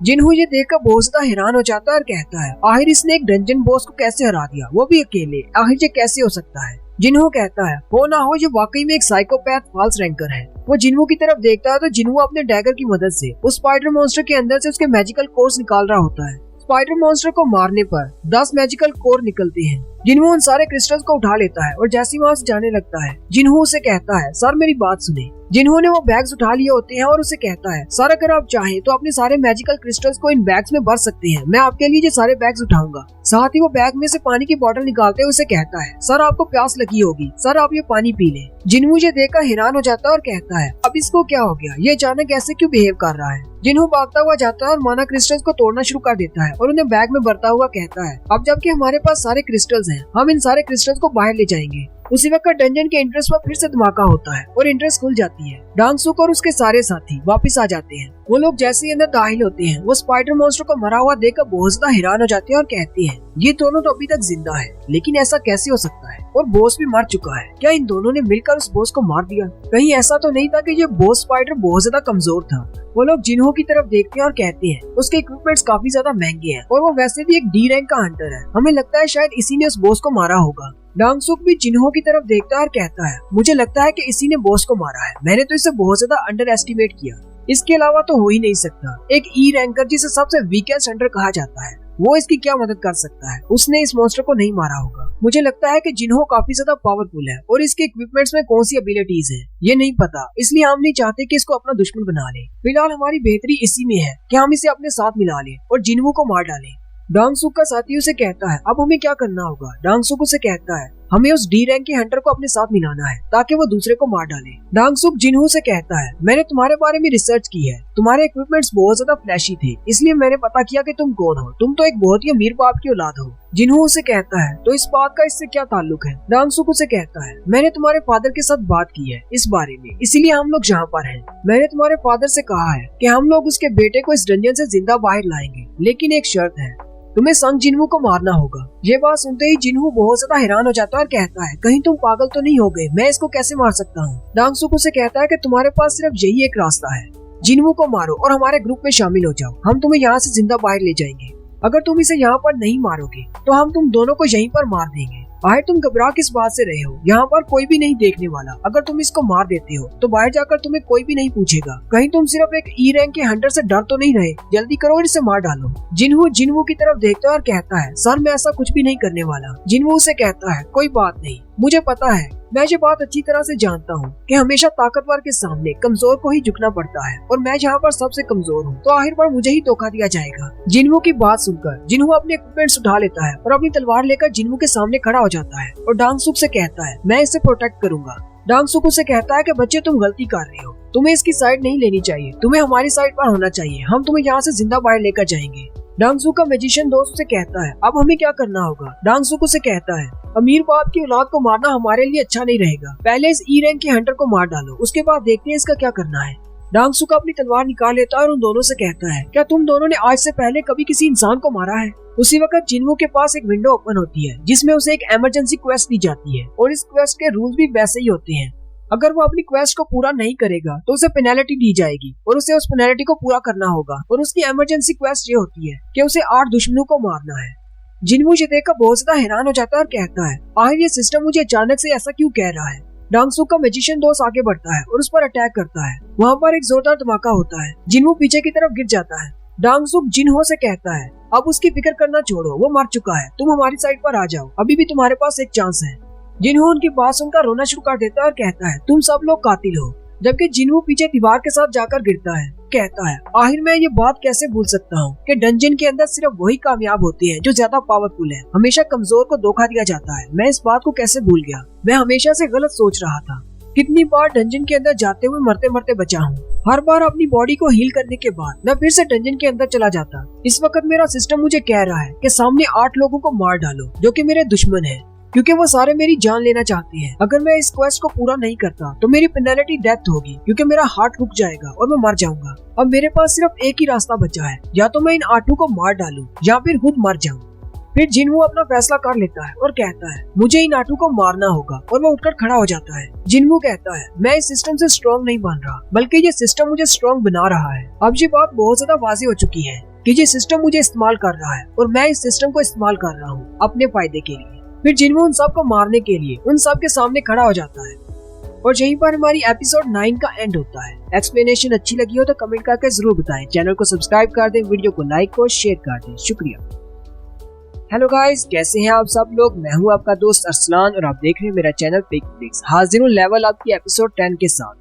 जिन्हू डांगसुक के साथी से मार खाने के बाद फिर से उठ जाता है और कहता है ये तो बहुत ही अच्छा है कि सिस्टम मुझे इस्तेमाल कर रहा है और मैं सिस्टम को इस्तेमाल कर रहा हूँ अपने आप को स्ट्रॉन्ग बनाने के लिए। वो बातें करते हुए आगे की तरफ आ रहा होता है। डांगसुक के साथियों से कहते हैं डांगसुक ये तो बच गया। वो ग्युवान से कहते हैं तुम्हारी पावर बहुत ज्यादा कम हो गई है, तुम तो एक ई रैंक के हंटर को भी नहीं मार सकते। डांगसुक ग्युवान से कहता है तुम्हें इस बात को सीरियस लेना होगा, मैं चाहता हूँ कि इसे मार डालो। ग्युवान से कहता है लेकिन मैंने तो सीरियस अटैक किया था, मैंने अपनी सारी पावर लगा दी, अब मुझे नहीं पता कि ये अभी तक जिंदा कैसे है, मैंने तो अपनी काफी सारी मैजिकल पावर्स लगाई थी, हो सकता है मेरा निशाना चूक गया हो। जिन्हू चलता हुआ उनकी तरफ जा रहा होता है और उनसे कहता है तुम लोगों ने एक इंसान की जिंदगी के साथ खेला है, अब तुम्हें क्या लगता है, क्या तुम लोग इसके कंसिक्वेंसेस को बर्दाश्त करने के लिए रेडी हो। डांगसुक का एक साथी कहता है आखिर ये कमीना कह क्या रहा है। जिन्हू उनसे कहता है मैंने कहा है कि अगर तुम लोग हंटर हो तो तुम्हें डंजन के अंदर तैयार रहना चाहिए कभी भी शिकार होने के लिए, क्योंकि यहाँ पर कोई भी शिकारी किसी वक्त भी शिकार बन सकता है। डांगसुक का एक साथी उसे कहता है बॉस आप लोग रहने दे, मैं इसे जाकर देखता हूँ। और वो आगे बढ़ता है। वो हंटर सीधा आगे चला जाता है और जिन्हों के कंधे पर अपना बाजू रखते हुए उसे कहता है, बच्चे मुझे लगता है शायद तुम अपनी सिचुएशन को समझ नहीं रहे। लेकिन साथ ही जिन्हों अपना खंजर निकालता है और उसकी गर्दन पे रख लेता है और उसे नीचे की तरफ खींचते हुए उस बेचारे का गला काट देता है। डांगसुक भी ये देखकर बहुत ज्यादा हैरान हो जाता है और साथ ही जिन्हों के पास एक विंडो ओपन होती है जिसमें उसे बताया जाता है कि तुमने एक एनिमी को मार दिया है, तुम्हारे पास टोटल 7 टारगेट रह गए हैं। अब डांगसुक के सारे साथी ये देखकर बहुत ज्यादा घबरा जाते हैं और कहते हैं, आखिर इस लड़के के पास ये डैगर कहाँ से आया, इसकी हिम्मत इतनी ज्यादा कैसे बढ़ गई कि इसने एक हंटर को मार डाला। डांगसुक ये देखकर बहुत ज्यादा हैरान होता है और कहता है, मेरा साथी एक डी रैंक का हंटर था, चाहे कितना भी अनगार्डेड क्यों ना हो, ये इसे एक ही बार में नहीं मार सकता, ये तो सिर्फ एक ई रैंक का कमजोर हंटर है। जिन्हों एक हंटर को मारने के बाद कहता है, मैंने एक इंसान को मार डाला, चाहे मैं इसका ब्लेम इस सिस्टम पर डालने की कोशिश भी करूं, लेकिन इसका फैक्ट नहीं बदलेगा कि मैंने एक इंसान को मारा है। लेकिन ये बात भी सच्ची है कि अगर मैं उसको नहीं मारता तो मैं खुद मर जाता। यहाँ पर मारो या मरो की सिचुएशन है। अगर मैं कमजोर हूँ तो मेरे सामने हमेशा ऐसी सिचुएशन आएगी, इसलिए मुझे स्ट्रॉन्ग बनना होगा। डांगसुक अपने दोस्तों से कहता है, मुझे नहीं लगता कि अभी इसने ये कैसे किया, लेकिन अपना गार्ड डाउन मत करना, बहुत ही एहतियात के साथ आगे बढ़ो। और साथ ही वो ग्यूवान से कहता है, अपनी मैजिकल पावर से इस पर फिर से अटैक करो। ग्यूवान अपने हाथों पर एक फायर बॉल बनाता है और फुल पावर के साथ जिन्हों की तरफ फेंकता है, लेकिन जिन्हों तेजी के साथ उसके फायर बॉल को डॉज करते हुए आगे की तरफ बढ़ता है और उसके हाथ को काट देता है। न सिर्फ उसके हाथ को बल्कि उसकी पूरी बॉडी के छोटे छोटे टुकड़े कर देता है। डांगसुक अब ये देखकर और भी ज्यादा घबरा जाता है। डांगसुक के बाकी के हंटर दोस्त भी भागते हुए जिन्हों को मारने के लिए आगे बढ़ते हैं, लेकिन जिन्हों उनके अटैक से बचते हुए उनमें से एक को मार देता है। दूसरे वाला कहता है, आखिर ये इतना ज्यादा फास्ट कैसे हो सकता है, ये तो सिर्फ एक ई रैंक का हंटर है, मेरे अटैक्स तो बिल्कुल भी वर्क नहीं कर रहे। जिन्हों उस हंटर के ऊपर अपने डैगर की पैरालिसिस इफेक्ट को एक्टिवेट करता है, जिससे उसकी बॉडी मूव करना छोड़ देती है। वो वहीं पर खड़ा चिल्लाना शुरू कर देता है और कहता है, मैं अपनी बॉडी को मूव नहीं कर पा रहा। जबकि बाकी के बचे हुए हंटर ये देखकर बहुत ज्यादा घबरा जाते हैं और कहते हैं, ये लड़का तो मैजिक का इस्तेमाल कर रहा है। जिन्हों बाकी के हंटर्स के ऊपर भी अपने हंटर के पैरालिसिस इफेक्ट को एक्टिवेट करता है और साथ ही ब्लीड इफेक्ट को एक्टिवेट करते हुए उनकी पूरी बॉडी से ब्लड निकलना शुरू हो जाता है। वो सारे चिल्लाकर यही कह रहे होते हैं, आखिर ये है कौन, ये एक ई रैंक का हंटर नहीं हो सकता, ये तो बहुत ज्यादा स्ट्रॉन्ग है। जिन्हों डांगसुक के अलावा बाकी के सारे 7 मेंबर्स को मार देता है। डांगसुक ये देखकर बहुत ज्यादा हैरान हो जाता है और कहता है, इसने तो सिर्फ चंद सेकंड में मेरे 7 डंजन के साथियों को मार दिया और वो सारे के सारे डी रैंक के हंटर्स थे। डांगसुक जिन्हों से कहता है, तुमने अपने स्किल्स मुझसे छुपा कर रखे, तुमने कहा कि तुम एक ई रैंक के हंटर हो, क्या तुमने इस डंजन के बॉस को मारा है? डांगसुक बहुत ज्यादा गुस्सा हो जाता है और उसे कहता है, अब मैं तुम्हें बताता हूँ कि सारे सी रैंक के हंटर्स एक ही लेवल पर नहीं होते, मेरी पावर इनसे बहुत ज्यादा है। और साथ ही वो अपनी पावर को इंक्रीज करते हुए जिन्हों पर अटैक करने के लिए आगे की तरफ बढ़ता है। डांगसुक कहता है, चाहे ये कितना ही पावरफुल क्यों ना हो, डंजन बॉस को हराने के बाद और मेरे 7 साथियों को मारने के बाद ये बहुत ज्यादा थक चुका होगा, मुझे नहीं लगता कि ये अब मेरा सामना कर पाएगा। डांगसुक अपनी शील्ड को सामने की तरफ करते हुए जिन्हों की तरफ आगे बढ़ता है और कहता है, ये अपने छोटे से हंजर के साथ मेरी शील्ड को नहीं तोड़ पाएगा, इसकी स्पीड के साथ अगर ये मेरी शील्ड के साथ टकराएगा तो इसकी बॉडी बहुत ज्यादा जख्मी हो जाएगी। वैसे भी ये अपनी फाइट से थक चुका है। लेकिन जैसे ही डांगसुक जिन्हों के थोड़ा सा करीब पहुंचता है, जिन्हों उसके चेहरे पे हाथ रखते हुए उसे रोक लेता है और डांगसुक से कहता है, लीडर डांगसुक, तुम्हें क्या लगता है कि तुम बहुत ज्यादा स्ट्रॉन्ग हो, लेकिन तुम्हें मेरे बारे में एक बात नहीं पता, तुम्हारे जैसे मॉन्स्टर्स को मारने के बाद हर बार मेरी पावर लेवल अप हो जाती है और साथ ही वो उसको चेहरे से पकड़ते हुए जमीन में दंसा देता है। डांगसुक बहुत ज्यादा हैरान होता है और कहता है, अभी अभी यहाँ पर क्या हुआ, मैं तो इसे मारने के लिए आगे बढ़ रहा था, क्या इसने मुझे थप्पड़ मारकर जमीन पे गिरा दिया? डांगसुक फिर से उठकर बैठ जाता है और कहता है, ये एक ई रैंक का हंटर हो ही नहीं सकता, मुझे लगता है शायद ये एक फॉल्स रैंकर है। डांगसुक रोना शुरू कर देता है और उसे कहता है, प्लीज मुझे मत मारो, मुझे छोड़ दो, मैं तुम्हें सारा पैसा दे दूंगा, इस डंजन में जितने भी माना क्रिस्टल्स हैं तुम वो सारे रख सकते हो, इसके अलावा हमारे सारे मैजिकल क्रिस्टल भी तुम रख सकते हो, बस मुझे छोड़ दो। जिन्हों डांगसुक से कहता है, क्या तुम्हें शर्म नहीं आती, एक ऐसे इंसान से माफी की भीख मांग रहे हो जिसे तुमने 3 बार मारने की कोशिश की? डांगसुक चिल्लाते हुए उसे कहता है, तुम्हें क्या लगता है कि तुम मुझे मारकर बच जाओगे? जिन्हों से कहता है, ये तो तुम ही ने कहा था कि इन डंजन्स के अंदर जो कुछ भी होता है बाहर वालों को नहीं पता चलता कि यहाँ पर किसके साथ क्या हादसा हुआ। डांगसुक चिल्लाकर उसे कहता है, क्या तुम्हें पता है मेरा छोटा भाई कौन है? लेकिन साथ ही जिन्हों अपने हंचर को घुमाते हुए उसकी गर्दन काट देता है और उसकी पूरी बात भी नहीं सुनता। डांगसुक को मारने के बाद जिन्हों अपने कपड़ों की तरफ देखता है और कहता है, मेरे कपड़े तो सारे गंदे हो गए, इन पर ब्लड लग गया है और साथ में इनका साइज भी छोटा होता जा रहा है, मेरी बॉडी दिन ब दिन ग्रो कर रही है। जिन्हों की तरफ देखता है तो वो दूर बैठा उल्टी कर रहा होता है। जिन्हों के पास आता है और उसे कहता है, डंजन का बॉस मर चुका है और ये डंजन का गेट क्लोज होने वाला है, हमें जल्दी से यहाँ से निकलना होगा। उसी के साथ जिन्हों के पास एक विंडो ओपन होती है जिसमें उसे कहा जाता है कि तुमने इमरजेंसी क्वेस्ट को पूरा कर लिया है, जिसमें उसे 3 रिवॉर्ड्स मिलते हैं, एक स्टेटस रिकवरी का, दूसरा उसे एक स्पेशल स्किल मिलता है जो कि ब्लड लस्ट का होता है और साथ ही उसे तीसरे नंबर पर 10 एक्सपीरियंस पॉइंट्स भी मिलते हैं। ब्लड लस्ट स्किल के बारे में बताया जाता है। इस स्किल को एक्टिवेट करने के बाद जिस भी टारगेट को तुम चूज करोगे वो 1 मिनट के लिए तुम्हारे होप और डर में मुबतला हो जाएगा और इसके लिए तुम एक से ज्यादा टारगेट्स को भी सिलेक्ट कर सकते हो। नेक्स्ट सीन अमेरिका का होता है। डांगसुक का भाई डांगसू जो कि सो रहा होता है, वो अपने बिस्तर से उठता है और कहता है, आखिर मेरी आंखों में आंसू क्यों आ गए हैं? लगता है शायद मैंने कोई बुरा सपना देखा है। इस वक्त कोरिया में पता नहीं क्या टाइम हुआ होगा। फिर एक और सीन दिखाते हैं जो कि इन्वेस्टिगेशन ऑफिसर्स का होता है। मैनेजर यूजीन अपने कंप्यूटर के सामने बैठे होते हैं। उसी वक्त उनका असिस्टेंट उनसे कहता है, मुझे आपसे कुछ बात करनी है। मैनेजर उससे कहते हैं, तुम्हें किस बारे में बात करनी है? असिस्टेंट उनसे कहता है, एक सी रैंक की डंजन के अंदर 8 लोग मारे गए, उनमें से जो 2 लोग बचे हैं उनमें से एक डी रैंक का हंटर है और एक ई रैंक का हंटर है। मैनेजर यूचियोलो से कहते हैं, जैसे कि तुमने बताया कि वो दोनों ही लो रैंक के हंटर थे, मुझे लगता है कि वो दोनों वहाँ से भाग आए होंगे, इसीलिए वो दोनों बच गए। असिस्टेंट उनसे कहता है, नहीं, वो दोनों भागे नहीं, बल्कि उन्होंने डंजन को क्लियर किया। वो वहाँ से बहुत सारे माना क्रिस्टल्स और मैजिक क्रिस्टल भी लेकर आए। असिस्टेंट मैनेजर से कहता है, यूजिन हो के पास बहुत ही अलग क्वालिटी के इक्विपमेंट्स थे और वो वैसे भी डी रैंक का हंटर है। मुझे लगता है कि डंजन के बॉस को उसी ने हराया होगा। लेकिन मुझे एक बात की समझ नहीं आई, 8 लोग जो कि सी रैंक के थे वो उस डंजन में कैसे मारे गए? वो बॉस तो इतना ज्यादा पावरफुल नहीं था। मैनेजर यूजिन उसे कहते हैं, चलो अभी आप बस भी करो, मेरा टाइम जाया कर रहे हो। अगर कोई ऐसी बात है जो कि तुम्हें सस्पिशियस लग रही है तो वो बताओ। ऐसा तो नॉर्मल होता रहता है, डंजन के अंदर बहुत सारे हंटर्स मारे जाते हैं और लो रैंक के हंटर्स अपनी जान बचाकर वहाँ से भाग आते हैं और सारा क्रेडिट ले लेते हैं। असिस्टेंट उनसे कहता है, जो हैरान करने वाली बात है वो तो मैंने अभी तक आपको बताई नहीं। जो ई रैंक का हंटर वहाँ से बचकर वापस आया है उसका नाम संग जिन वू है। ये वही ई रैंक का हंटर है जिसको उस डंजन से जिंदा बाहर निकाला गया था।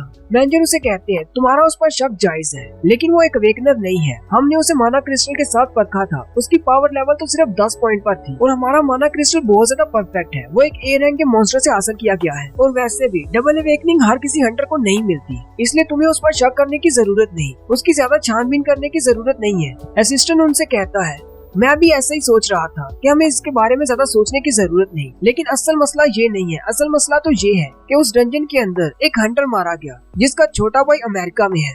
मैनेजर उसकी बात सुनकर कहते हैं, कहीं तुम डांगसू की बात तो नहीं कर रहे जो कि अमेरिका में एक एस रैंक का हंटर है? अगर ऐसी बात है, उसका भाई यहाँ पर मारा गया है, तो फिर तो हम इस मसले को इग्नोर नहीं कर सकते, हमें इसकी छानबीन करना ही होगी। नेक्स्ट सीन जिनवू के घर का होता है। जिनवू अपनी बहन के लिए चिकन विंग्स लेकर आता है। वो ये देखकर बहुत ज्यादा खुश हो जाती है और कहती है, क्या कुछ अच्छा हुआ है? तुम मेरे लिए चिकन विंग्स क्यों लेकर आए हो? जिनवू से कहता है, मुझे नहीं पता कुछ अच्छा है या बुरा है। जिनवू अल्कोहल वाली ड्रिंक पी रहा होता है और कहता है, मैं ड्रंक होना चाहता हूँ लेकिन कुछ भी फील नहीं हो रहा। और साथ ही उसके पास एक विंडो ओपन होती है और उसे कहती है कि तुमने कुछ ऐसा सब्सटेंस पी लिया है जो तुम्हारी बॉडी के लिए बहुत ज्यादा हार्मफुल है, इसलिए हमने उस पॉइजन के इफेक्ट को नलीफाई कर दिया है। जिनवू कहता है, अपने सिस्टम की वजह से अब मैं तो अल्कोहल भी नहीं पी सकता, मेरी बॉडी के ऊपर कोई भी नशा या फिर जहर काम नहीं करेगा। और यहीं पर जिनवू पहली बार हमें बताता है कि उसके सिस्टम ने उसे क्या कहा था जब उसने पहली बार उसे बताया था कि वो एक प्लेयर बनने वाला है। उसी वक्त उसके पास एक विंडो ओपन हुई थी, लेकिन उसे उसने बाद में पढ़ा था। उस विंडो में लिखा गया था कि कांडारू की ब्लेसिंग तुम पर है, एक ऐसा स्पेल कास्टर जिसने तुम्हारे ऊपर एक स्पेल कास्ट किया है। कांडारू की ब्लेसिंग की वजह से अब हमेशा तुम स्ट्रॉन्ग बनते जाओगे और पूरी जिंदगी तुम सिर्फ हेल्दी रहोगे, कोई भी पॉइजन तुम पर काम नहीं करेगा। जिनवू अपने पैर की तरफ देखता है और कहता है, डंजन में मेरा पैर कट गया था, लेकिन इसी सिस्टम की वजह से मेरा पाँव मुझे वापस मिल गया। जिनवू कहता है, क्या वाकई में मेरी बॉडी पर कोई भी पॉइजन काम नहीं करेगा? वो इस अपनी थ्योरी को टेस्ट करने के लिए अपने कमरे में चला जाता है।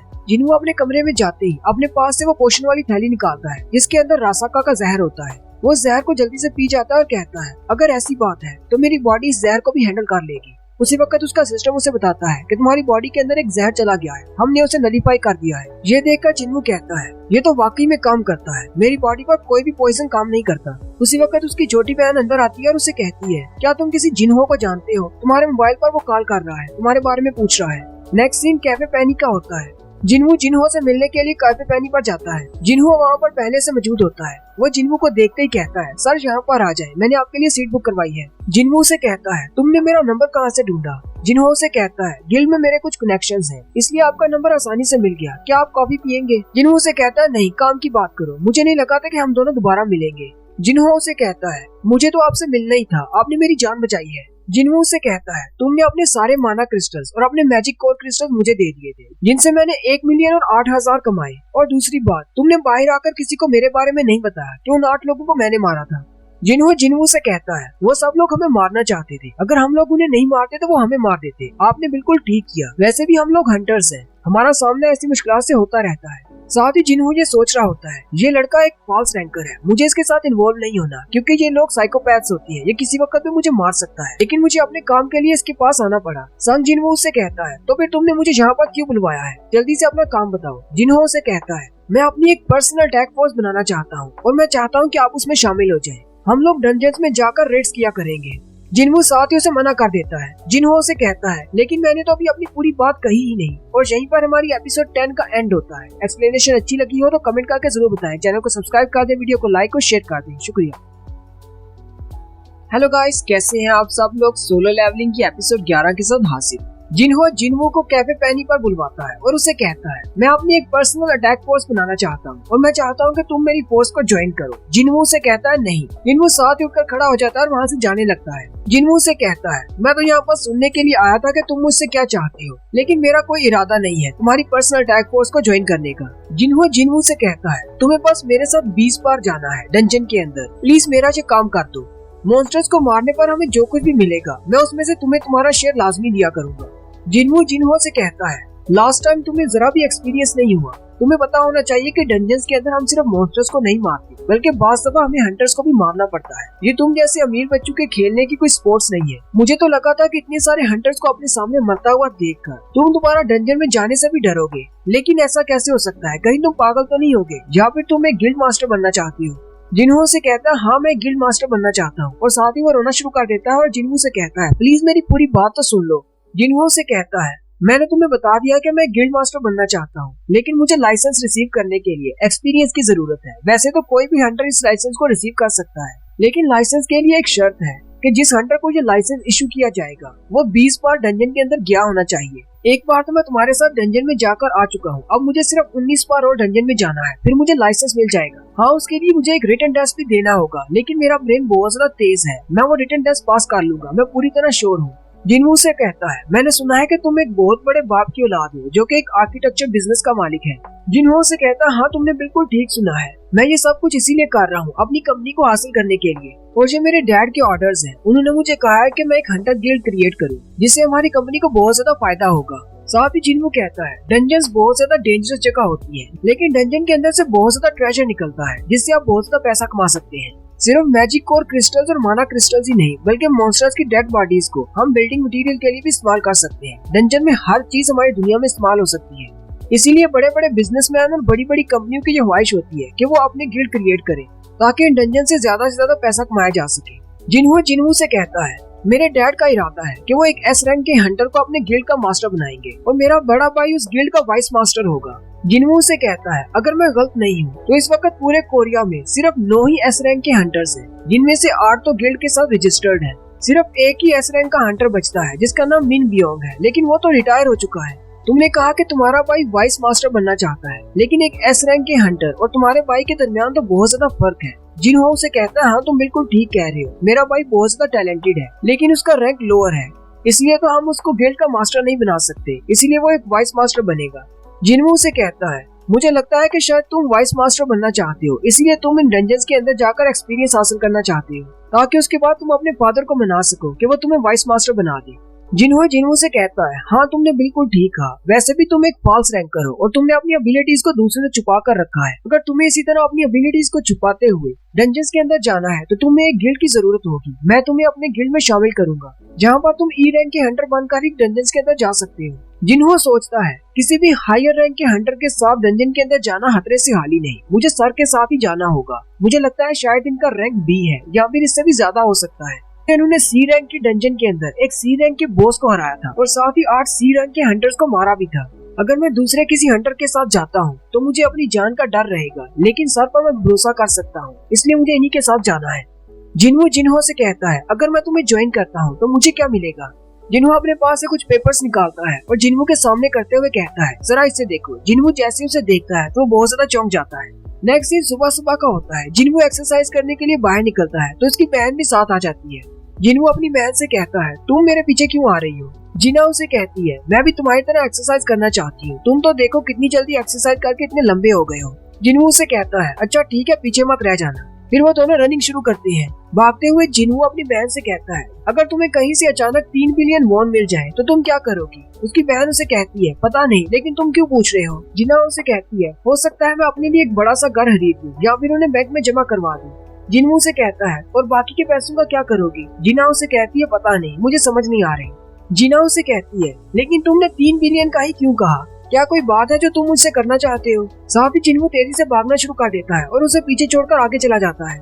जिना वहीं पर खड़ी हो जाती है और कहती है, इसकी स्पीड तो बहुत ज्यादा है, एक हंटर तो हंटर ही है। भागते हुए जिनवू कहता है, जिन्हों ने मुझे जो पेपर दिए थे उनके ऊपर 3 बिलियन लिखा हुआ था। जिन्हों एक बिल्डिंग बनाने वाला है जो कि उनके गिल्ड का ऑफिस होगा और वो बिल्डिंग की कॉस्ट 3 बिलियन वॉन होने वाली है। और जिन्हों ने कहा था कि इसकी प्राइस इससे भी ज्यादा बढ़ सकती है।